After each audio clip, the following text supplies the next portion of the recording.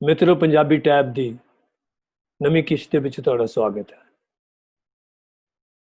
ਅੱਜ ਦੀ ਇਸ ਕਿਸ਼ਤ ਦੇ ਵਿੱਚ ਅਸੀਂ ਗੱਲਾਂ ਕਰਾਂਗੇ, ਵਿਚਾਰ ਚਰਚਾ ਕਰਾਂਗੇ ਕਿ ਅਜੋਕੀ ਪੰਜਾਬੀ ਔਰਤ ਸ਼ਖਸੀ ਆਜ਼ਾਦੀ ਨੂੰ ਕਿਸ ਤਰ੍ਹਾਂ ਲੈਂਦੀ ਹੈ।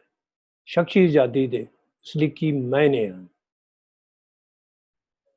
ਇਸ ਵਿਚਾਰ ਚਰਚਾ ਦੇ ਵਿੱਚ ਸਾਡੇ ਨਾਲ ਸ਼ਾਮਲ ਨੇ ਪੰਜਾਬੀ ਫਿਲਮਾਂ ਤੇ ਥੀਏਟਰ ਦੀ ਜਾਣੀ ਪਛਾਣੀ ਕਲਾਕਾਰ ਰਜਿੰਦਰ ਕੌਰ ਦਾਨੀ।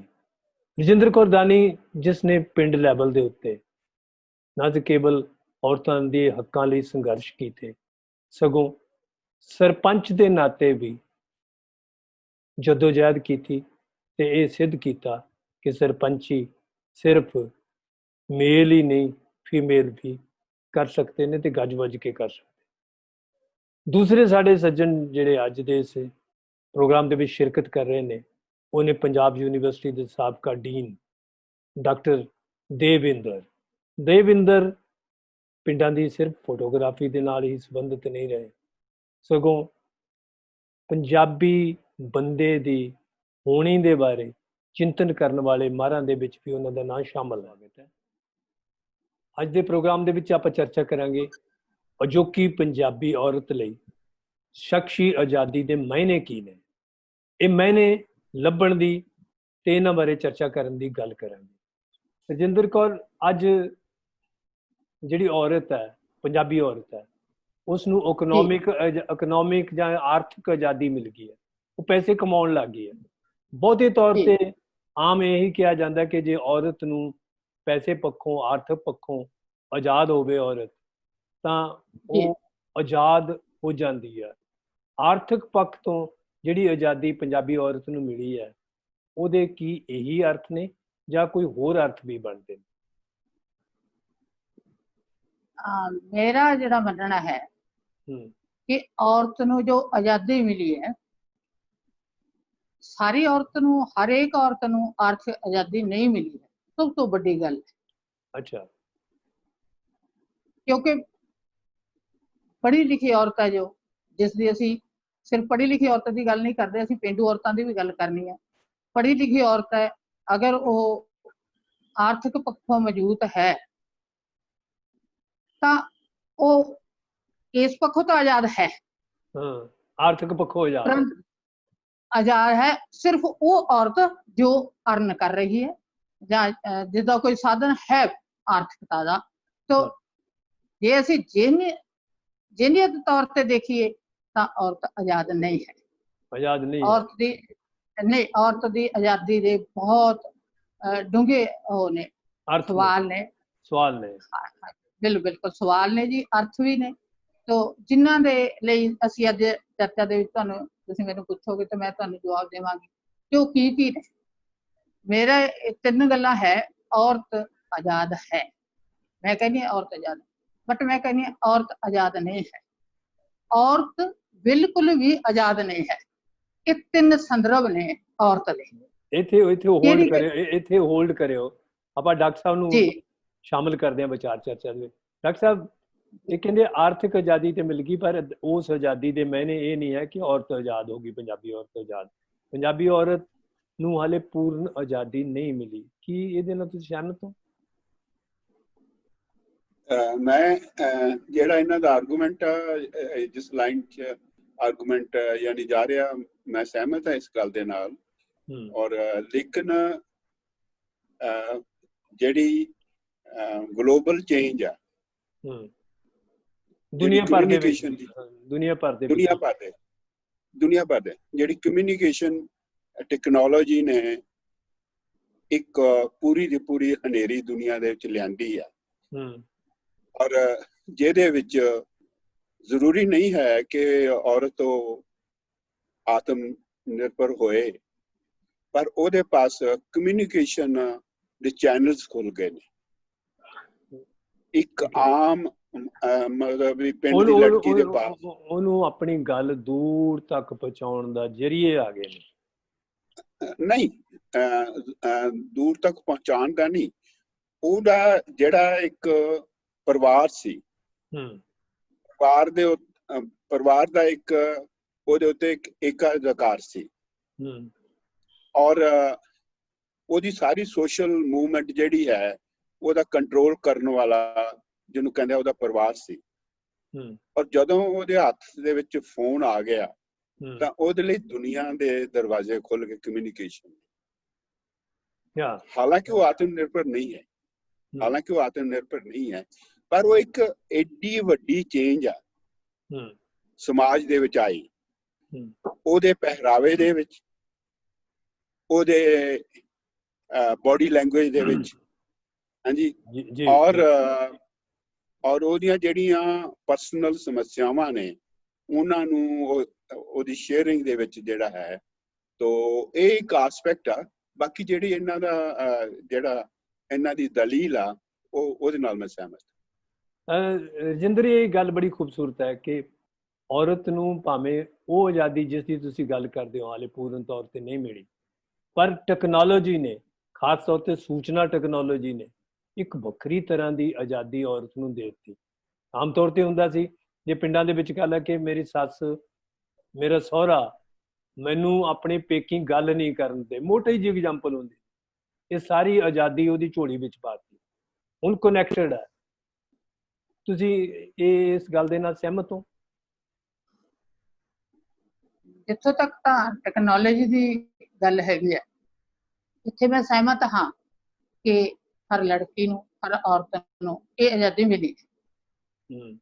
ਉਹ ਗੱਲਬਾਤ ਕਰ ਸਕਦੀ ਹੈ, ਕਹਿ ਸਕਦੀ ਹੈ, ਸੁਣ ਸਕਦੀ ਹੈ, ਜੋ ਵੀ ਉਹ ਕਰਨਾ ਚਾਹੁੰਦੀ ਉਹ ਕਰਦੀ ਹੈ।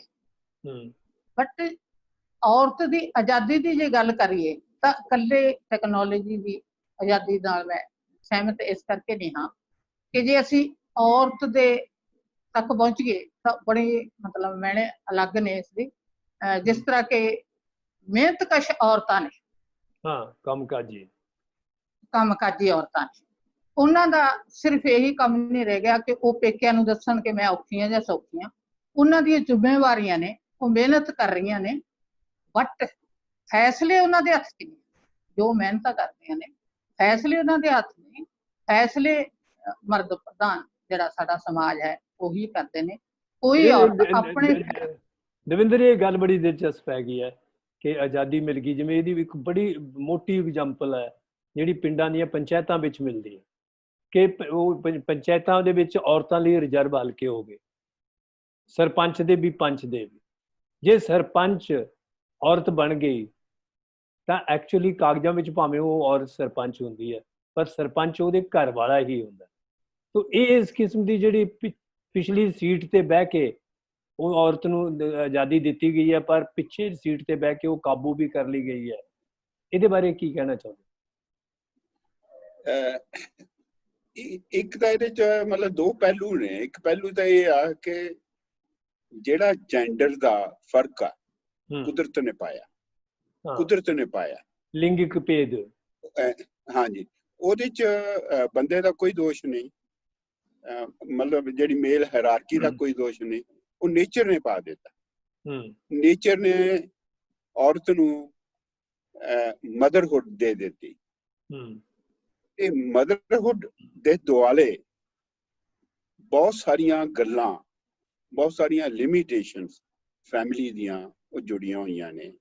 ਉਹ ਈਵਨ ਜੇ ਅਸੀਂ ਸਪੈਸ਼ੀਜ਼ ਦੇ ਵਿੱਚ ਵੀ ਦੇਖੀਏ, ਨੈਚੁਰਲ ਸਪੈਸ਼ੀਜ਼ ਦੇ ਵਿੱਚ ਵੀ ਦੇਖੀਏ ਕਿ ਜਿਹੜੀ ਫੀਮੇਲ, ਜਿਹੜੀ ਮਾਦਾ ਜਿਹੜੀ ਹੈਗੀ ਆ, ਉਹ ਈਵਨ ਜਾਨਵਰਾਂ ਦੇ ਵਿੱਚ ਵੀ ਜਿਹੜਾ ਹੈ ਉਹਦੀਆਂ ਜ਼ਿੰਮੇਵਾਰੀਆਂ ਮੇਲ ਦੇ ਨਾਲੋਂ ਬਹੁਤ ਵੱਖਰੀਆਂ ਹੁੰਦੀਆਂ।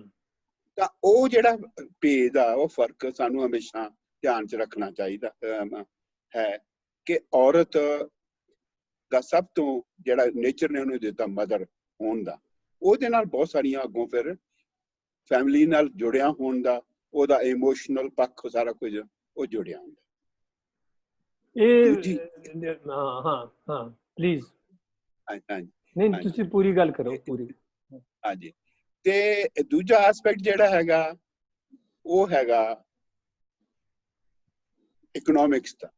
ਜੀ, ਇਕਨੋਮਿਕਸ ਜਿਹੜੀ ਹੈਗੀ ਆ ਉਹ ਜਦੋਂ ਤੋਂ ਹਿਊਮਨ ਐਵੋਲਿਊਸ਼ਨ ਹੋਈ ਆ ਉਦੋਂ ਤੋਂ ਮੇਲ ਦੇ ਹੱਥ 'ਚ ਰਹੀ ਆ ਤੇ ਹੁਣ ਵੀ ਹੈ।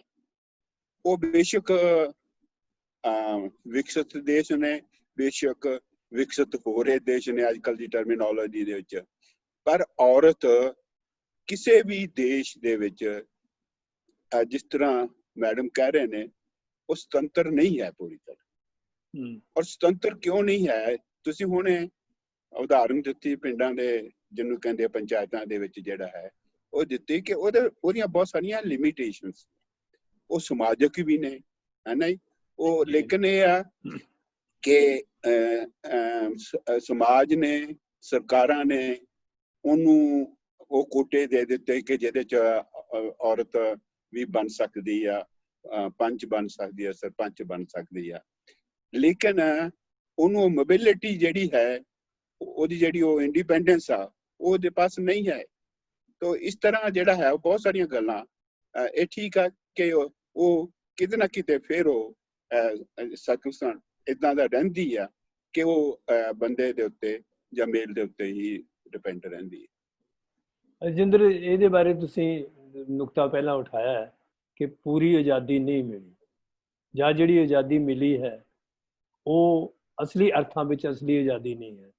ਹੋਰ ਇਹਦੇ ਬਾਰੇ ਕੀ ਕਹਿਣਾ ਚਾਹੁੰਦੇ? ਮੈਂ ਡਾਕਟਰ ਸਾਹਿਬ ਦੀਆਂ ਗੱਲਾਂ ਜੋ ਸੁਣ ਰਹੀ ਸੀ, ਤੁਸੀਂ ਵੀ ਗੱਲ ਕਰੀਏ ਕਿ ਔਰਤ ਨੂੰ ਮਤਲਬ ਪੰਚਾਇਤ ਦੇ ਵਿੱਚ ਸਰਪੰਚ ਮੈਂਬਰ ਚੁਣਿਆ ਜਾਂਦਾ ਹੈ, ਬਟ ਮੇਲ ਉਹਦੇ ਵਿੱਚ ਵੀ ਆਪਣਾ ਰੋਲ ਅਦਾ ਕਰਦੇ। ਪਰ ਮੈਂ ਇਸ ਗੱਲ ਨਾਲ ਸਹਿਮਤ ਨਹੀਂ ਹਾਂ। ਤੁਹਾਡੀ ਜਾਣਕਾਰੀ ਲਈ ਦੱਸ ਦੇਵਾਂ ਕਿ ਮੈਂ ਵੀ 2003 ਤੋਂ 2008 ਤੱਕ ਸਰਪੰਚ ਰਹੀ ਹਾਂ। ਸਰਪੰਚ, ਹਾਂਜੀ, ਮੈਂ ਸਰਪੰਚ ਰਹੀ ਹਾਂ। ਤਾਂ ਮੈਂ ਮਤਲਬ ਜੋ ਸਰਪੰਚੀ ਦੇ ਦੌਰਾਨ ਮੇਰੇ ਪਰਿਵਾਰ ਦਾ ਕਿਸੇ ਦਾ ਵੀ ਉਹਦੇ ਵਿੱਚ ਮਤਲਬ ਦਖਲਅੰਦਾਜ਼ੀ ਨਹੀਂ ਸੀ। ਅੱਛਾ। ਨਾ ਮੇਰੇ ਪਤੀ ਜੀ, ਕਿਉਂਕਿ ਮੇਰੇ ਪਤੀ ਚਲੋ ਜੌਬ ਕਰਦੇ ਸੀ, ਨਾ ਹੀ ਮੇਰੇ ਬੇਟੇ ਮੇਰੇ ਨੌਜਵਾਨ ਨੇ। ਉੱਥੇ ਜੋ ਸਰਪੰਚੀ ਕੀਤੀ ਮੈਂ ਖੁਦ ਕੀਤੀ। ਕਿਉਂਕਿ ਮੇਰੀ ਪਾਲਣ ਪੋਸ਼ਣ ਇਸ ਤਰ੍ਹਾਂ ਢੰਗ ਨਾਲ ਹੋਈ, ਤੇ ਫਿਰ ਜਿਹੜਾ ਮੇਰਾ ਜੀਵਨ ਸਾਥੀ ਹੈ ਉਹਨੇ ਵੀ ਮੈਨੂੰ ਪੂਰਨ ਆਜ਼ਾਦੀ ਦਿੱਤੀ ਤੇ ਮੈਂ ਮਤਲਬ ਖੁਦ ਸਰਪੰਚੀ ਕੀਤੀ, ਔਰ ਇੰਨੇ ਵਧੀਆ ਤਰੀਕੇ ਨਾਲ ਕੀਤੀ ਤੇ ਕਿਸੇ ਵੀ ਜੈਂਟਸ ਨੂੰ ਉਹਦੇ ਵਿੱਚ ਇੰਟਰਫੀਅਰੈਂਸ ਨਹੀਂ ਕਰਨ ਦਿੱਤਾ। ਈਵਨ ਕਿ ਅਗਰ ਕੋਈ ਸਰਪੰਚ ਮੈਡਮ ਦੇ ਘਰ ਵਾਲਾ ਹਸਬੈਂਡ ਆ ਜਾਂਦਾ ਸੀ ਮੇਰੀ ਮੀਟਿੰਗ ਦੇ ਵਿੱਚ, ਤਾਂ ਮੈਂ ਉਹਦੀ ਮਿਸਿਸ ਦਾ ਨਾਂ ਲੈ ਕੇ ਬੋਲਾਉਂਦੀ ਸੀ ਤੇ ਉਹ ਇਤਰਾਜ਼ ਵੀ ਕਰਦੇ ਸੀ। ਮੈਂ ਕਹਿੰਦੀ ਨਹੀਂ, ਮੇਰੇ ਕਾਗਜ਼ਾਂ ਦੇ ਵਿੱਚ ਸਰਪੰਚ ਪਰਮਜੀਤ ਕੌਰ ਹੈ, ਜਗਜੀਤ ਕੌਰ ਹੈ, ਤੁਸੀਂ ਨਹੀਂ ਹੋ। ਤਾਂ ਮਤਲਬ ਇਹ ਇੱਥੇ ਮੈਂ ਇਹ ਗੱਲ ਕਹੂੰਗੀ ਵੀ ਜੋ ਸਾਨੂੰ ਇਹ ਅਧਿਕਾਰ ਮਿਲਿਆ ਹੈ ਨਾ, ਇਹਦੇ ਲਈ ਸਾਡਾ ਸਿੱਖਿਅਤ ਹੋਣਾ ਬਹੁਤ ਜ਼ਰੂਰੀ। ਅਧਿਕਾਰ ਸਾਨੂੰ ਮਿਲ ਗਿਆ, ਆਜ਼ਾਦੀ ਸਾਨੂੰ ਦੇ ਦਿੱਤੀ ਗਈ, ਅਧਿਕਾਰ ਸਾਨੂੰ ਮਿਲ ਗਿਆ, ਪਰ ਅਸੀਂ ਆਪਣੀ ਆਜ਼ਾਦੀ ਦੇ ਲਈ ਸਿੱਖਿਅਤ ਨਹੀਂ ਹਾਂ ਕਿ ਅਸੀਂ ਇਸ ਨੂੰ ਵਰਤਣਾ ਕਿਵੇਂ। ਅਸੀਂ ਇਸ ਦਾ ਅਰਥ ਥੋੜਾ ਜਿਹਾ ਅਲੱਗ ਲੈ ਗਏ। ਕਿਸ ਤਰ੍ਹਾਂ ਕਿ ਅਸੀਂ ਅਲੱਗ ਇਸ ਤਰ੍ਹਾਂ ਲੈ ਗਏ ਕਿ ਅਸੀਂ ਆਪਣੀ ਜ਼ਿੰਮੇਵਾਰੀਆਂ ਨੂੰ ਕਹਿਤਾ ਕਿ ਵੀ ਮਰਦ ਦੇ ਔਰਤ ਬਰਾਬਰ ਹੈ ਤੇ ਔਰਤ ਰੋਟੀ ਕਿਉਂ ਬਣਾਵੇ। ਡਾਕਟਰ ਸਾਹਿਬ ਦੀ ਗੱਲ ਦਾ ਜਵਾਬ ਦਿੰਦੇ, ਜਾਂ ਔਰਤ ਮਦਰ ਵਾਲੀਆਂ ਜ਼ਿੰਮੇਵਾਰੀਆਂ ਉਹ ਕਿਉਂ ਨਿਭਾਵੇ, ਕਿਉਂ ਕਰੇ। ਪਰ ਇੱਥੇ ਇਹ ਆਜ਼ਾਦੀ ਦਾ ਅਰਥ ਇਹ ਹੈ ਜੀ, ਆਜ਼ਾਦੀ ਦਾ ਅਰਥ ਇਹ ਹੈ ਕਿ ਔਰਤ ਆਪਣੀਆਂ ਜ਼ਿੰਮੇਵਾਰੀਆਂ ਨਿਭਾਉਂਦੀ ਹੋਈ ਆਪਣੀ ਆਜ਼ਾਦੀ ਦਾ ਆਨੰਦ ਮਾਣੇ, ਉਹ ਮਿਲੀਆਂ ਹੋਈਆਂ ਸਹੂਲਤਾਂ ਦਾ ਆਨੰਦ ਮਾਣੇ। ਤੇ ਮਤਲਬ ਮੇਰਾ ਇਹ ਮੰਨਣਾ ਹੈ, ਨਾ ਕਿ ਅਸੀਂ ਆਪਣੀਆਂ ਜ਼ਿੰਮੇਵਾਰੀਆਂ ਤੋਂ ਭੱਜੀਏ। ਜ਼ਿੰਮੇਵਾਰੀਆਂ ਤੋਂ ਭੱਜਣ ਨੂੰ ਆਜ਼ਾਦੀ ਨਹੀਂ ਕਿਹਾ ਜਾ ਸਕਦਾ। ਆਜ਼ਾਦੀ ਹੈ ਤੁਸੀਂ ਹਰ ਫੀਲਡ ਦੇ ਵਿੱਚ, ਅੱਜ ਕੱਲ੍ਹ ਲੜਕੀਆਂ ਪੜ੍ਹ ਰਹੀਆਂ ਨੇ, ਡਾਕਟਰ ਬਣ ਰਹੀਆਂ ਨੇ, ਕੋਈ ਪਾਇਲਟ ਬਣ ਰਹੀ ਹੈ, ਆਜ਼ਾਦੀ ਸਾਨੂੰ ਹੈ। ਪਰੰਤੂ ਇਹ ਉੱਥੇ ਹੈ ਜਿੱਥੇ ਔਰਤ ਸਿੱਖਿਅਤ ਹੈ, ਸਭ ਤੋਂ ਵੱਡੀ ਗੱਲ ਹੈ। ਜਿੱਥੇ ਔਰਤਾਂ ਨੂੰ ਗਿਆਨ ਹੈ ਆਪਣੇ ਅਧਿਕਾਰ ਵਰਤਣ ਦਾ, ਤੇ ਜਿੱਥੇ ਅਸੀਂ ਜਿਵੇਂ ਤੁਸੀਂ ਮੈਨੂੰ ਕਿਹਾ ਵੀ ਪੇਂਡੂ ਖੇਤਰ ਚ ਆਏ ਹਾਂ, ਪੇਂਡੂ ਖੇਤਰ ਦੇ ਵਿੱਚ ਇਹ ਚੀਜ਼ਾਂ ਥੋੜ੍ਹੀਆਂ ਜਿਹੀਆਂ ਮੁਸ਼ਕਲ ਨੇ। ਉੱਥੇ ਥੋੜੇ ਜਿਹੇ ਦਾਇਰੇ ਦੇ ਵਿੱਚ ਸੀਮਿਤ ਨੇ ਔਰਤਾਂ, ਤੇ ਉਹੀ ਉਹਨਾਂ ਦਾ ਘਰ ਸੰਸਾਰ ਹੈ। ਉੱਥੇ ਆਜ਼ਾਦੀ ਉਹਨਾਂ ਲਈ ਕੋਈ ਬਹੁਤੇ ਮਿਹਣੇ ਨਹੀਂ। ਜਿਹੜੀ ਮਰਦ ਪ੍ਰਧਾਨ ਪੇਂਡੂ ਹੈ ਜਾਂ ਸ਼ਹਿਰੀ ਹਲਕਾ ਹੈਗਾ, ਜਿਵੇਂ ਤੁਸੀਂ ਕੀ ਹੈ, ਤੁਹਾਡੀ ਰੇਅਰ, ਇਹ ਤਾਂ ਇੱਕ ਬਖਲੋਤਰੀ ਐਗਜ਼ਾਮਪਲ ਹੈ ਤੁਹਾਡੀ, ਜਿੱਥੇ ਇੱਕ ਔਰਤ ਸਰਪੰਚ ਨੇ ਮਰਦ ਪੰਚਾਂ ਦੀ ਤੇ ਮਰਦ ਪ੍ਰਧਾਨਾਂ ਦੀ ਨਹੀਂ ਚੱਲਣ ਦਿੱਤੀ। ਪਰ ਆਮ ਤੌਰ ਤੇ ਹੁੰਦਾ ਕਿ ਉਹਨਾਂ ਦੀ ਚੱਲਦੀ ਨਹੀਂ, ਭਾਵੇਂ ਉਹ ਫਰਜ਼ੀ ਤੌਰ ਤੇ ਕਾਗਜ਼ੀ ਤੌਰ ਤੇ ਮੂਹਰੇ ਬਿਠਾ ਦਿੱਤੀਆਂ ਜਾਂਦੀਆਂ, ਪਰ ਅਸਲੀਅਤ ਵਿੱਚ ਉਹਨਾਂ ਨੂੰ ਅਧਿਕਾਰ ਐਗਜ਼ੀਕਿਊਟ ਕਰਨ ਦਾ ਮੌਕਾ ਹੀ ਨਹੀਂ ਦਿੱਤਾ ਜਾਂਦਾ। ਡਾਕਟਰ ਸਾਹਿਬ, ਇਹਦੇ ਬਾਰੇ ਤੁਸੀਂ ਕੀ ਕਹਿਣਾ ਚਾਹੁੰਦੇ ਹੋ? ਮੈਂ ਇਹਨਾਂ ਦਾ ਜਿਹੜਾ ਮੁੱਢਲਾ ਜਿਹੜਾ ਆਰਗੂਮੈਂਟ ਸੀ ਨਾ ਵੀ ਆਜ਼ਾਦੀ ਨਹੀਂ ਮਿਲੀ, ਉਹਦੇ ਨਾਲ ਤਾਂ ਸਹਿਮਤ ਹਾਂ, ਪਰ ਹੁਣ ਜਿਹੜੀ ਇਹ ਗੱਲ ਕਰਕੇ ਹਟੇ ਨੇ ਉਹਦੇ ਨਾਲ ਨਹੀਂ ਸਹਿਮਤ। ਕਿਉਂ ਤੇ ਕਿਵੇਂ? ਉਹ ਇਸ ਲਈ ਸ਼ਾਇਦ ਜਾਂ ਤਾਂ ਜਿਹੜੀ ਗੱਲ ਹੈ ਮੈਂ ਉਹ ਕਨਵੇ ਨਹੀਂ ਕਰ ਸਕਿਆ ਪੂਰੀ ਤਰ੍ਹਾਂ, ਉਹ ਇਹ ਆ ਕਿ ਬੇਸ਼ੱਕ ਔਰਤ ਨੂੰ ਆਰਥਿਕ ਪੂਰੀ ਆਜ਼ਾਦੀ ਦੇ ਦਿੱਤੀ ਜਾਏ, ਜਿਹੜੀ ਕਿ ਮਿਲੀ ਹੋਈ ਆ ਯੂਰਪ ਦੇ ਵਿੱਚ ਜਾਂ ਵੈਸਟਰਨ ਕੰਟਰੀਜ਼, ਪਰ ਉਹਦੀ ਮਦਰਹੁੱਡ ਦੇ ਦੁਆਲੇ, ਉਹਦੇ ਜੈਂਡਰ ਦੇ ਦੁਆਲੇ ਬਹੁਤ ਸਾਰੀਆਂ ਐਸੀਆਂ ਜ਼ਿੰਮੇਵਾਰੀਆਂ ਨੇ ਜਿਹੜੀਆਂ ਜ਼ਿੰਮੇਵਾਰੀਆਂ ਤੋਂ ਆਜ਼ਾਦ ਹੋਣ ਦੀ ਗੱਲ ਨਹੀਂ ਮੈਂ ਕਰ ਰਿਹਾ, ਆਜ਼ਾਦ ਹੋਣ ਤੋਂ ਗੱਲ ਨਹੀਂ ਮੈਂ ਕਰ ਰਿਹਾ, ਪਰ ਉਹ ਉਹਨੂੰ ਲਿਮਿਟ ਕਰਦੀਆਂ ਨੇ, ਉਹਦੀ ਸੋਸ਼ਲ ਐਕਟੀਵਿਟੀ, ਉਸਦੀ ਉਸ ਟੋਟਲ ਫਰੀਡਮ ਨੂੰ, ਜਿਸ ਫਰੀਡਮ ਦੀ ਅਸੀਂ ਗੱਲ ਕਰਦੇ ਹਾਂ, ਉਹਦੇ ਚ ਉਹਨੂੰ ਲਿਮਿਟ ਕਰਦੀਆਂ ਨੇ, ਕਿਉਂਕਿ ਉਸਦੀ ਸਾਰੀ ਜਿਹੜੀ ਸ਼ਖਸੀ ਆਜ਼ਾਦੀ ਦੀ ਗੱਲ ਕਰ ਰਹੇ ਹਾਂ, ਉਸਦੀ ਸਾਰੀ ਆਜ਼ਾਦੀ ਮੁੜ ਕੇ ਉਸਦੇ ਪਰਿਵਾਰ ਦੇ ਨਾਲ ਜੁੜੀ ਹੋਈ ਆ, ਉਸ ਤੋਂ ਇਲਾਵਾ ਨਹੀਂ ਹੈ, ਉਸ ਤੋਂ ਅਲੱਗ ਨਹੀਂ, ਉਸ ਤੋਂ ਅਲੱਗ ਉਸਦੀ ਹੋਂਦ ਬਣਦੀ ਆ। ਅਸੀਂ ਬਹੁਤ ਸਾਰੇ ਐਗਜ਼ੀਕਿਊਟਿਵਸ ਔਰਤਾਂ ਜਿਹੜੀਆਂ ਨੇ ਪੋਲੀਟੀਕਲ ਲਾਈਫ ਦੇ ਵਿੱਚ, ਔਰਤਾਂ ਜਿਹੜੀਆਂ ਨੇ ਬਹੁਤ ਅੱਗੇ ਗਈਆਂ ਨੇ, ਪਰ ਉਹ ਵੀ ਆਪਣੀ ਜਿਹੜਾ ਮਦਰਹੁੱਡ ਦਾ ਦੀ ਜ਼ਿੰਮੇਵਾਰੀਆਂ ਨੇ ਉਹ ਉਹਨੂੰ ਨਿਭਾਉਂਦੀਆਂ ਨੇ, ਔਰ ਕਿਤੇ ਨਾ ਕਿਤੇ ਜਿਹੜਾ ਹੈ ਉਹ ਕਈ ਥਾਵਾਂ ਦੇ ਉੱਤੇ ਉਹ ਇੱਕ ਹੈਂਡੀਕੈਪ ਬਣ ਜਾਂਦਾ। ਲੇਕਿਨ ਸਮਾਜ ਬਦਲ ਰਿਹਾ, ਤਬਦੀਲੀਆਂ ਆ ਰਹੀਆਂ ਨੇ, ਤਬਦੀਲੀਆਂ ਡਾਕਟਰ ਆ ਰਹੀਆਂ। ਬਹੁਤ ਸਾਰੇ ਇਸ ਤਰ੍ਹਾਂ ਦੇ ਵੀ ਐਗਜ਼ਾਮਪਲਸ ਤੁਹਾਨੂੰ ਦੇਖਣ, ਸਿੰਗਲ ਮਦਰ ਵਾਲੀਆਂ, ਪਿਤਾ ਨਹੀਂ ਹੈ, ਮਾਂ ਹੀ ਮਾਂ ਹੈ, ਮਾਂ ਹੀ ਪਿਓ ਹੈ ਤੇ ਮਾਂ ਹੀ ਮਾਂ ਹੈ, ਇਸ ਤਰ੍ਹਾਂ ਦੀ ਬਹੁਤ ਸਾਰੀਆਂ ਐਗਜ਼ਾਮਪਲਸ ਸੈੱਟ ਕੀਤੀਆਂ ਨੇ। ਉਹਨਾਂ ਨੂੰ ਅਸੀਂ ਬਹੁਤ ਸਾਰੇ ਸਾਡੇ ਲੋਕ ਕਈ ਵਾਰੀ ਬਹੁਤ ਨੈਗੇਟਿਵ ਰੂਪ ਦੇ ਵਿੱਚ ਦੇਖਦੇ ਆ, ਕਰਦੇ ਆ, ਪਰ ਉਹ ਚੇਂਜਸ ਨੇ। ਚੇਂਜ ਹਮੇਸ਼ਾ, ਕੋਈ ਵੀ ਚੇਂਜ ਜਿਹੜੀ ਆਉਂਦੀ ਆ ਉਹ ਹਮੇਸ਼ਾ ਉਹਨੂੰ ਬਹੁਤ ਘੱਟ ਲੋਕ ਜਿਹੜਾ ਉਹਨੂੰ ਪੋਜ਼ਿਟਿਵ ਦੇਖਦੇ। ਪਰ ਕਾਨੂੰਨੀ ਤੌਰ ਤੇ ਹੁਣ ਜਿਹੜੇ ਸੇਮ ਸੈਕਸ ਮੈਰਿਜਸ ਵੀ ਹੋ ਰਹੀਆਂ, ਔਰ ਇਸ ਕਿਸਮ ਦੀਆਂ ਮੈਰਿਜਸ ਜਿਹੜੀਆਂ ਪੰਜਾਬ ਦੇ ਕਸਬਿਆਂ ਵਿੱਚ ਹੋ ਰਹੀਆਂ, ਇਹਦੇ ਬਾਰੇ ਭਾਵੇਂ ਖੁੱਲ੍ਹੇ ਤੌਰ ਤੇ ਪ੍ਰਵਾਨਗੀ ਨਹੀਂ ਹੈ, ਪਰ ਅਚੇਤ ਰੂਪ ਵਿੱਚ ਸਮਾਜ ਜਿਹੜਾ ਇਸ ਤਰ੍ਹਾਂ ਦੀਆਂ ਵੱਖਰੀ ਕਿਸਮ ਦੇ ਜੀਵਨ ਢੰਗ ਨੂੰ ਵੀ ਸਹਿਮਤੀ ਦੇ ਰਿਹਾ, ਤੁਹਾਨੂੰ ਲੱਗਦਾ? ਬਿਲਕੁਲ। ਮੈਂ ਤਾਂ ਇਹ ਕਹਿਣਾ ਕਿ ਜਿਹੜੇ ਪਰਿਵਾਰ ਦੇ ਵਿੱਚ ਰਹਿੰਦੇ ਹੋ ਤੁਸੀਂ, ਪਹਿਲਾਂ ਇਹ ਲੈ ਲਓ, ਜਿਹੜਾ ਪਰਿਵਾਰ 'ਚ ਰਹਿੰਦੇ ਹੋ ਉਹਦੇ 'ਚ ਉਹ ਕਿੰਨਾ ਕੁ ਸਿੱਖਿਅਤ ਆ, ਕਿੰਨਾ ਕੁ ਲਿਬਰਲ ਆ, ਉਹਦੇ ਉੱਤੇ ਡਿਪੈਂਡ ਕਰਦਾ ਔਰਤ ਦੀ ਜਿਹੜੀ ਫਰੀਡਮ ਆ। ਫਿਰ ਉਹ ਜਿੱਥੇ ਰਹਿ ਰਹੇ ਨੇ, ਉਹ ਪਿੰਡ ਕਿਹੜਾ, ਪਿੰਡ ਦੇ ਵਿੱਚ, ਫਿਰ ਉਹ ਕਸਬਾ, ਫਿਰ ਉਹ ਸ਼ਹਿਰ, ਇਹ ਸਾਰੇ ਜਿਹੜੇ ਨੇ, ਜਿਹੜਾ ਸ਼ਹਿਰ ਦੇ ਵਿੱਚ ਰਹਿ ਰਹੀ ਔਰਤ ਆ, ਉਹਦਾ ਪਿੰਡ ਦੀ ਔਰਤ ਦੇ ਨਾਲ ਅਸੀਂ ਉਸ ਰੂਪ 'ਚ ਤੁਲਨਾ ਨਹੀਂ ਕਰ ਸਕਦੇ। ਜਿੱਥੇ ਖਾਪਸ ਨੇ, ਪੰਚਾਇਤਾਂ ਨੇ, ਹਾਂਜੀ, ਅਸੀਂ ਉਸ ਰੂਪ ਦੇ ਵਿੱਚ ਅਸੀਂ ਜਾਣੀ ਨਹੀਂ ਕਰਦੇ। ਤੇ ਇਸ ਲਈ ਇਹ ਡਿਫਰੈਂਟ ਡਾਇਮੈਂਸ਼ਨਸ ਨੇ, ਪਰ ਉੱਥੇ ਇਸ ਕਿਸਮ ਦੀਆਂ ਪੰਚਾਇਤਾਂ ਵੀ ਹੈ, ਜਿਸ ਤਰ੍ਹਾਂ ਰਜਿੰਦਰ ਕੌਰ ਦਾਨੀ ਨੇ ਸਰਪੰਚੀ ਕੀਤੀ। ਹਾਂਜੀ, ਨਹੀਂ, ਉਹ ਤੁਹਾਨੂੰ ਉਹ ਕਿਸੇ ਵੀ ਇੱਕ ਇੰਡੀਵਿਜੂਅਲ ਦੀ ਪ੍ਰਾਪਤੀ ਕਹਿ ਸਕਦੇ ਹਾਂ ਅਸੀਂ। ਇਹ ਸਮੁੱਚੇ ਸਮਾਜ ਦੇ ਵਿੱਚ ਔਰਤ ਦੀ ਪ੍ਰਾਪਤੀ ਨਹੀਂ ਹੈ, ਇਹ ਕਿਸੇ ਇੰਡੀਵਿਜੂਅਲ ਦੀ, ਕਿਸੇ ਜਿਹਨੂੰ ਕਹਿੰਦੇ ਸਾਡੇ ਹੀ ਮੁਲਕ ਦੇ ਵਿੱਚ ਜਿਹਨੂੰ ਕਹਿੰਦੇ ਆ ਵੂਮਨ ਪ੍ਰਾਈਮ ਮਿਨਿਸਟਰ ਰਹੀ ਆ, and she has been very strong prime minister ਜਿਹਨੂੰ ਕਹਿੰਦੇ ਆ ਜਿਹੜਾ ਹੈ। ਲੇਕਿਨ ਉਸ ਗੱਲ ਨੂੰ ਲੈ ਕੇ ਅਸੀਂ ਸਮੁੱਚੇ ਭਾਰਤੀ ਨਾਰੀ ਦੇ ਬਾਰੇ ਨਹੀਂ ਗੱਲ ਕਰ ਸਕਦੇ। ਓਕੇ ਰਜਿੰਦਰ ਕੌਰ, ਤੁਹਾਡਾ ਜਿਹੜਾ ਤਜਰਬਾ ਸੀਗਾ ਉਹਦੇ ਵਿੱਚ ਤੁਸੀਂ ਇੱਕ ਐਗਜ਼ਾਮਪਲ ਤਾਂ ਦਿੱਤੀ, ਪਰ ਤੁਹਾਨੂੰ ਬਹੁਤ ਸਾਰੀਆਂ ਮੁਸ਼ਕਲਾਂ ਦਾ ਸਾਹਮਣਾ ਕਰਨਾ ਪਿਆ ਖਾਸ ਤੌਰ ਤੇ ਮਰਦ ਵਰਗ ਦੀ ਤਰਫੋਂ। ਉਹਦੀ ਐਗਜ਼ਾਮਪਲ ਦੇ ਕੇ ਗੱਲ ਤੁਸੀਂ ਕਰੋ ਤੇ ਹੋਰ ਜ਼ਿਆਦਾ ਰਿਸਪੈਕਟ। ਇਹ ਤਾਂ ਦੇਖੋ ਜੀ, ਇਹ ਤਾਂ ਹੈ ਹੀ ਹੈ, ਜਦੋਂ ਕੋਈ ਔਰਤ ਕੋਈ ਨਵੀਂ ਲੀਹ ਪਾਉਂਦੀ ਹੈ ਜਾਂ ਕੋਈ ਨਵਾਂ ਮਤਲਬ ਸਿਰਜਦੀ ਹੈ ਮਤਲਬ ਕੰਸੈਪਟ, ਤਾਂ ਉਸ ਦਾ ਵਿਰੋਧ ਤਾਂ ਹੋਣਾ ਜ਼ਰੂਰੀ, ਨੈਚੁਰਲ ਹੈ, ਕੁਦਰਤੀ ਹੈ, ਕੁਦਰਤੀ, ਉਹ ਵਿਰੋਧ ਹੋਣਾ ਜ਼ਰੂਰੀ ਹੈ। ਬਟ ਜੇ ਮੈਂ ਕਹਾਂ ਵੀ ਮੈਨੂੰ ਮੁਸ਼ਕਿਲਾਂ ਬਹੁਤ ਆਈਆਂ, ਜਿਵੇਂ ਮਤਲਬ ਕਿਸੇ ਔਰਤ ਨੂੰ ਕੰਮ ਕਰਦਾ ਵੇਖਣਾ ਤੇ ਉਹਨਾਂ ਨੂੰ ਇਹ ਮਹਿਸੂਸ ਹੋਣਾ ਕਿ ਵੀ ਇੱਕ ਔਰਤ ਕਿਵੇਂ ਕਰ ਸਕਦੀ ਹੈ ਸਾਡੇ ਬਗੈਰ, ਅਸੀਂ ਕਰ ਸਕਦੇ, ਕੋਈ ਔਰਤ ਨਹੀਂ ਕਰ ਸਕਦੀ। ਤਾਂ ਮੁਸ਼ਕਿਲਾਂ ਨੂੰ ਪਿੱਛੇ ਧੱਕਣਾ, ਮੈਂ ਪਹਿਲਾਂ ਗੱਲ ਇਹ ਕਹਾਂ ਵੀ ਅਗਰ ਤੁਹਾਨੂੰ ਨੌਲੇਜ ਹੈ, ਤੁਸੀਂ ਪੜ੍ਹੇ ਲਿਖੇ ਹੋ ਜਾਂ ਤੁਹਾਨੂੰ ਤੁਸੀਂ ਸਿੱਖਿਅਤ ਹੋ ਤਾਂ ਕਰ ਸਕਦੇ ਹੋ।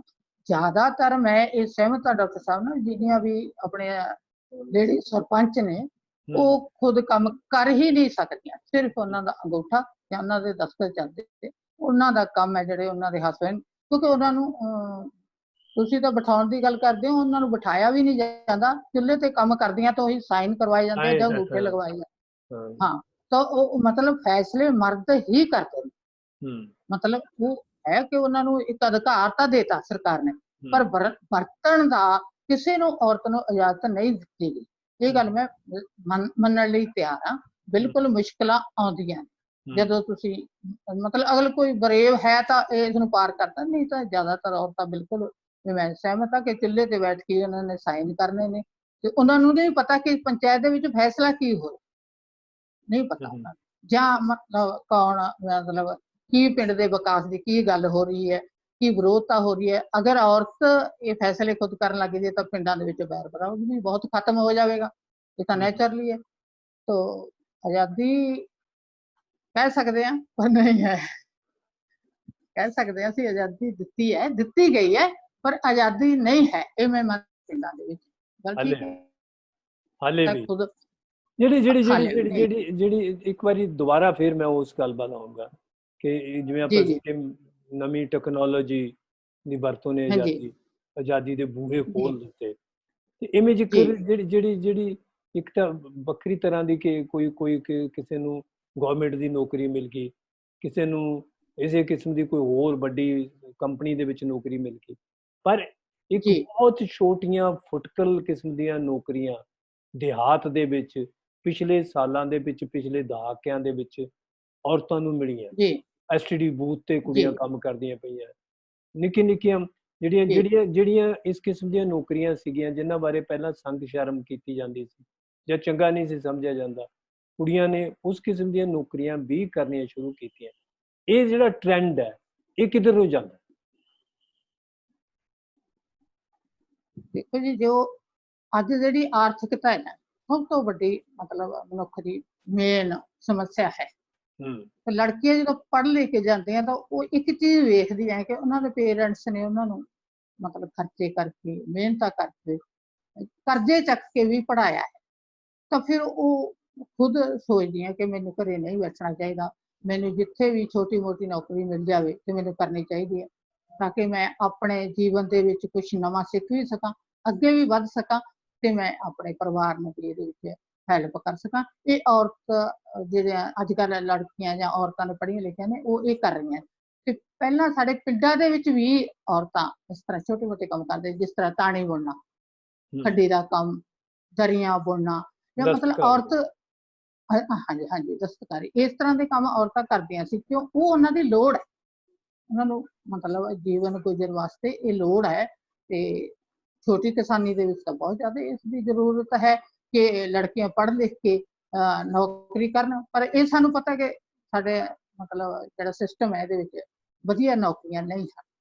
ਜਾਂ ਤਾਂ ਹਾਈ ਐਜੂਕੇਸ਼ਨ ਹੋਵੇ, ਹਾਈ ਐਜੂਕੇਸ਼ਨ ਤਾਂ ਵਧੀਆ ਪਰਿਵਾਰ ਕਰ ਸਕਦੇ, ਛੋਟੇ ਲੈਵਲ ਦੇ ਕਿਸਾਨ ਲੋਕਾਂ ਦੀਆਂ ਬੇਟੀਆਂ ਹੈ ਜੋ ਉਹ ਐਜੂਕੇਟ ਹੋ ਕੇ ਕੁਛ ਅੱਗੇ ਵਧਣ ਲਈ ਤੇ ਕੁਛ ਸਿੱਖਣ ਲਈ ਕਰ ਰਹੀਆਂ ਨੇ ਆਪਣੀ ਹਿੰਮਤ ਦੇ ਨਾਲ। ਇਹ ਠੀਕ ਹੈ ਕਿ ਇਹਦੀ ਆਜ਼ਾਦੀ ਹੈ, ਮਾਪਿਆਂ ਵੱਲੋਂ ਤਾਂ ਬਹੁਤ ਜ਼ਿਆਦਾ ਬੇਟੀਆਂ ਨੂੰ ਆਜ਼ਾਦੀ ਹੈ ਕਿ ਪੜ੍ਹਨ ਲਿਖਣ ਤੇ ਕਾਮਯਾਬ ਹੋਣ, ਇਹ ਹੈ। ਪੇਂਡੂ ਖੇਤਰਾਂ ਦੇ ਵਿੱਚ ਹਾਲੀ ਵੀ ਜਿਹੜੀ ਔਰਤ ਦਾ ਨੌਕਰੀ ਕਰਨ ਨੂੰ ਖਾਸ ਤੌਰ ਤੇ ਉਹ ਨੌਕਰੀਆਂ ਜਿਨ੍ਹਾਂ ਨੂੰ ਪਹਿਲਾਂ ਵਰਜਿਤ ਸਮਝਿਆ ਜਾਂਦਾ ਰਿਹਾ, ਉਹ ਕਰਨ ਨੂੰ ਚੰਗਾ ਨਹੀਂ ਸਮਝਿਆ ਜਾਂਦਾ। ਡਾਕਟਰ ਸਾਹਿਬ, ਇਹਦੇ ਬਾਰੇ ਤੁਹਾਡਾ ਕੀ ਟ੍ਰੈਂਡ ਹੈ, ਸੌਰੀ ਤੁਹਾਡਾ ਕੀ ਟਿੱਪਣੀ ਹੈ ਕਿ ਔਰਤਾਂ ਦੇ ਬਾਰੇ ਪੇਂਡੂ ਖੇਤਰ ਦੇ ਵਿੱਚ, ਮਰਦ ਪ੍ਰਧਾਨ ਸਮਾਜ ਦੇ ਵਿੱਚ ਔਰਤਾਂ ਦੇ ਨੌਕਰੀ ਪੇਸ਼ਾ ਹੋਣ ਬਾਰੇ ਹਾਲੇ ਵੀ ਉਹਨਾਂ ਨੂੰ ਚੰਗਾ ਨਹੀਂ ਸਮਝਿਆ ਜਾਂਦਾ। मेरे पास कोई आंकड़े तो नहीं, पर मेरा प्रभाव आ और जनरल जानकारी के आधार पर मैं कह सकता कि पिंडां दे विच ਜਿਹੜੀਆਂ ਪੜ੍ਹੀਆਂ ਲਿਖੀਆਂ ਲੜਕੀਆਂ ਨੇ ਉਹ ਆਪਣੇ ਕਾਊਂਟਰ ਪਾਰਟ ਮੁੰਡਿਆਂ ਦੇ ਨਾਲੋਂ ਜ਼ਿਆਦਾ ਪੜ੍ਹੀਆਂ, ਜ਼ਿਆਦਾ ਸਿੱਖਿਅਤ ਨੇ ਜੀ ਐਜੂਕੇਸ਼ਨ ਦੇ ਵਿੱਚ ਜੀ। ਉਸ ਤੋਂ ਫਿਰ ਅਗਲੀ ਜਿਹੜੀ ਗੱਲ ਆ ਜਾਂਦੀ ਹੈ ਜਦੋਂ ਉਹਨਾਂ ਦੇ ਵਰਦੀ, ਤਾਂ ਪਰਿਵਾਰ ਦੀ ਜਿਹੜੀ ਚੁਆਇਸ ਹੈ, ਚੋਣ ਜਿਹੜੀ ਆ ਉਹ ਮੁੜ ਕੇ ਉਸੇ ਹੀ ਸਮਾਜ ਦੇ ਵਿੱਚੋਂ ਹੁੰਦੀ ਆ ਜਿੱਥੇ ਕਿ ਪੜ੍ਹੇ ਲਿਖੇ ਮੁੰਡੇ ਹੈ ਹੀ ਨਹੀਂ ਜਾਂ ਬਹੁਤੇ ਨਹੀਂ ਹਨ। ਪਹਿਲੀ ਗੱਲ, ਜਦੋਂ ਉਹਨਾਂ ਦੀ ਸ਼ਾਦੀ ਹੋ ਜਾਂਦੀ ਹੈ ਵਿੱਚ ਦੀ ਮੈਂ ਗੱਲ ਤੁਹਾਡੀ ਲੋਕਾਂ ਹਾਲੇ ਤੱਕ ਵੀ ਵਿਆਹਾਂ ਦੇ ਵਿੱਚ ਆਮ ਤੌਰ ਤੇ ਇੱਕ ਤਾਂ ਇਹ ਕਿ ਪੜ੍ਹੀ ਲਿਖੀ ਕੁੜੀ ਨਾਲ ਵਿਆਹ ਕਰਾਉਣਾ, ਪਰ ਬਹੁਤੇ ਵਿਆਹ ਹਾਲੇ ਵੀ ਇਸ ਸ਼ਰਤ ਤੇ ਹੁੰਦੇ ਨੇ ਕਿ ਵਿਆਹ ਤੋਂ ਬਾਅਦ ਤੂੰ ਨੌਕਰੀ ਛੱਡ ਦੇਂਗੀ। ਇਹਦੇ ਬਾਰੇ ਕੀ ਕਹਿਣਾ ਚਾਹੁੰਦੇ? ਨਹੀਂ, ਮੈਂ ਥੋੜਾ ਜਿਹਾ ਵੱਖਰੀ ਤਰ੍ਹਾਂ ਸੋਚਦਾ। यानी एक वो पढ़ी लिखी लड़की का होना एक एसेट है जी, कि वो जॉब दे उत्ते लग जाए, वो जॉब दे उत्ते लग जाएगी, बरसरे रोजगार बने, ओदी एक ते ओदी एक रैकरिंग इनकम जेड़ी हैगी आ परिवार विच आएगी, परिवार दे विच आएगी। लेकिन उस दे नाल एक समाजिक असावापन पैदा हुंदा। असावापन ये पैदा हुंदा कि जदों ਅਸੀਂ ਮੰਨ ਕੇ ਚੱਲਦੇ ਹਾਂ ਕਿਤੇ ਨਾ ਕਿਤੇ ਜਿਹੜੀ ਐਜੂਕੇਸ਼ਨ ਆ ਉਹ ਮਨੁੱਖ ਦੇ, ਬੇਸ਼ੱਕ ਕੋਈ ਇਸਤਰੀ ਆ ਬੇਸ਼ੱਕ ਕੋਈ ਮਰਦ ਆ, ਉਸਦੇ ਮਨ ਨੂੰ ਲਿਬਰੇਟ ਕਰਦੀ ਹੈ।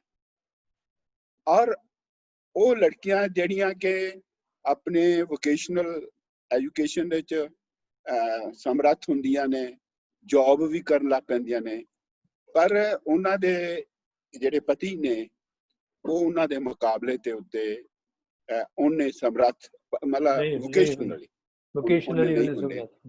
ਨਹੀਂ ਹੁੰਦੇ। ਲੇਕਿਨ ਉਹਦਾ ਬੇਸਿਸ ਜਿਹੜਾ ਪਿੰਡ ਦੀ ਆਰਥਿਕਤਾ ਦਾ ਬੇਸਿਕ ਆ ਕਿ ਲੜਕੇ ਦੇ ਪਾਸ ਜ਼ਮੀਨ ਕਿੰਨੀ ਹੈ, ਹਾਲੇ ਵੀ ਤੇ ਲੜਕੇ ਦੇ ਪਾਸ ਜਿੰਨੀ ਮਰਜ਼ੀ ਜ਼ਮੀਨ ਹੋਏ, ਉਹਨੇ ਜਦੋਂ ਸ਼ਾਦੀ ਕਰਨੀ ਆ ਉਹਨੇ ਜ਼ਰੂਰ ਇਹ ਕਹਿਣਾ लड़की पढ़ी लिखी है, ठीक है कोई गल नहीं, सानू मंजूर आ। यानी एक उल्टा बन जाती है कि सानू मंजूर है, लेकिन कार वड्डी जां छोटी जरूर देना। यानी बाकी सारियां गल्लां उसे तरह ही लागू ने।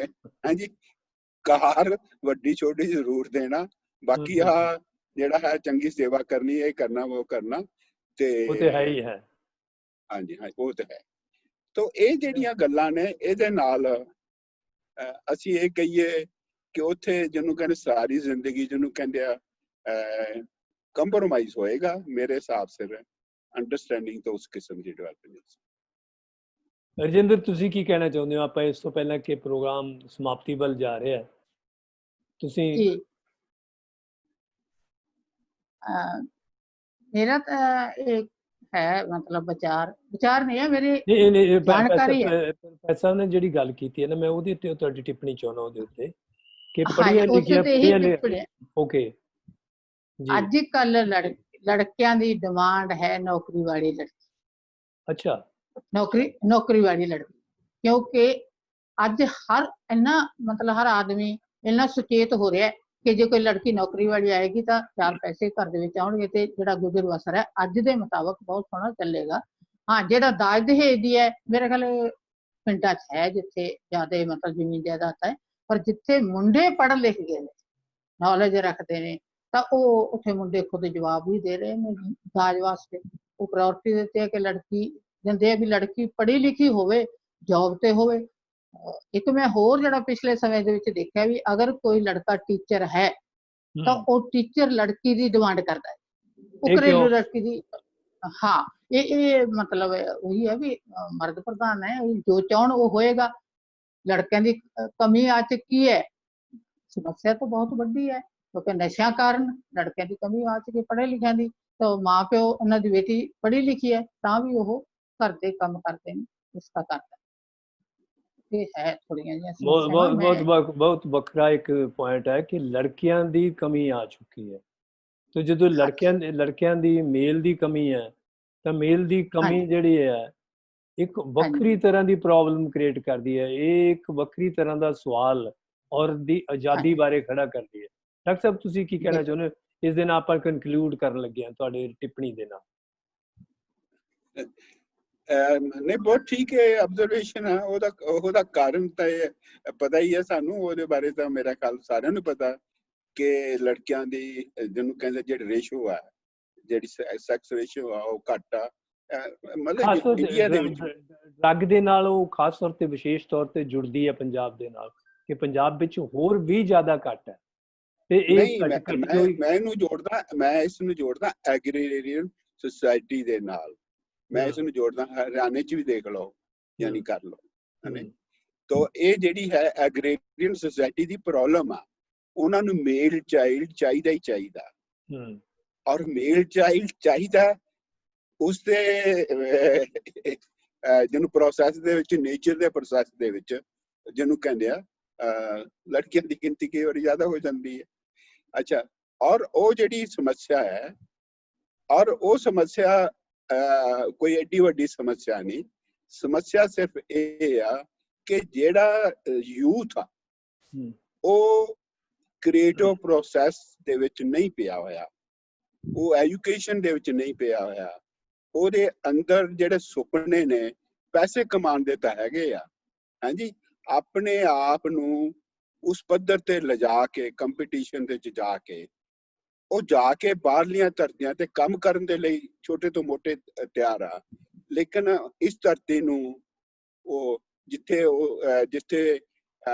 ਪੋਲੀਟੀਕਲੀ ਜਾਂ ਉਸਦੇ ਵੱਡੇ ਪਰ ਡਾਕਟਰ ਸਾਹਿਬ, ਜਿਹੜੇ ਖਾਸ ਤੌਰ ਤੇ ਆਪਾਂ ਗੱਲ ਕਰ ਰਹੇ ਹਾਂ ਔਰਤ ਦੀ ਆਜ਼ਾਦੀ ਦੇ ਬਾਰੇ। ਔਰਤ ਜਿਹੜੀ ਹੈ, ਪੰਜਾਬੀ ਔਰਤ ਤੇ ਬਾਹਰਲੇ ਦੇਸ਼ਾਂ ਵਿੱਚ ਮੁੰਡਿਆਂ ਨੂੰ ਵੀ ਜ਼ਿਆਦਾ ਜਾ ਰਹੀ ਹੈ।